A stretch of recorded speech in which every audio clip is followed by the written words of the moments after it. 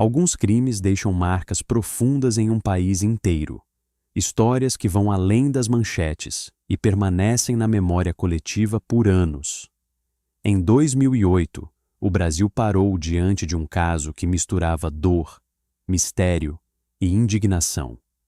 A morte de uma criança de apenas 5 anos levantou uma pergunta difícil de esquecer. O que realmente aconteceu naquela noite? Hoje, você vai entender todos os detalhes do caso Isabela Nardoni, desde os primeiros momentos até o julgamento que mobilizou milhões de pessoas. Era noite de 29 de março de 2008, em um prédio na zona norte de São Paulo. Isabela Nardoni estava passando o fim de semana com o pai, Alexandre Nardoni, e a madrasta, Ana Carolina Jatobá. Pouco antes da meia-noite, a rotina tranquila do prédio foi quebrada por um momento de desespero. A menina foi encontrada caída do lado de fora do edifício, após despencar do 6º andar. Ela chegou a ser socorrida, mas não resistiu aos ferimentos. Inserir imagens do local, manchetes e ambientação. Logo após o ocorrido, o pai da criança apresentou uma versão do que teria acontecido. Segundo ele, um invasor teria entrado no apartamento, atacado Isabela e a jogado pela janela. Era uma explicação chocante, mas que rapidamente começou a levantar dúvidas. Como alguém teria entrado no prédio sem ser visto? Por que não havia sinais claros de arrombamento? E por que alguns detalhes simplesmente não batiam? A polícia iniciou uma investigação minuciosa.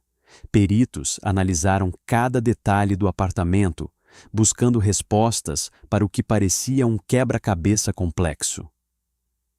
E foi nesse momento que os primeiros indícios começaram a contradizer a versão inicial.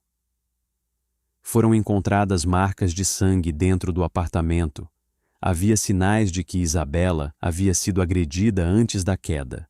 Além disso, a perícia indicou que a tela de proteção da janela havia sido cortada, possivelmente para simular a ação de um invasor. Outro ponto crucial foi a ausência de evidências de entrada forçada. Nenhuma porta arrombada, nenhuma movimentação suspeita registrada. Pouco a pouco, a hipótese de um criminoso desconhecido começou a perder força. Enquanto as provas técnicas ganhavam destaque, os depoimentos do casal passaram a ser analisados com ainda mais atenção. E foi então que surgiram inconsistências. Relatos que não coincidiam com os horários, versões que mudavam com o passar dos dias, detalhes que não se encaixavam com as evidências encontradas pela perícia. Para os investigadores, o caso começava a tomar um rumo completamente diferente. Com base nas provas reunidas, a polícia elaborou uma possível reconstrução do que teria acontecido. Segundo a investigação, Isabela teria sido ferida dentro do apartamento. Em seguida, já sem condições de reagir, foi levada até a janela e jogada do 6º andar. A tela de proteção cortada teria sido uma tentativa de criar a impressão de que um invasor cometeu o crime. Essa hipótese chocou ainda mais a opinião pública, porque apontava para algo difícil de aceitar: a possível participação de pessoas próximas à vítima. Diante das evidências, Alexandre Nardoni e Ana Carolina Jatobá foram presos. A acusação sustentava que ambos tiveram envolvimento direto na morte da criança. O caso já dominava os noticiários. Programas de televisão acompanhavam cada novo detalhe. A população exigia respostas.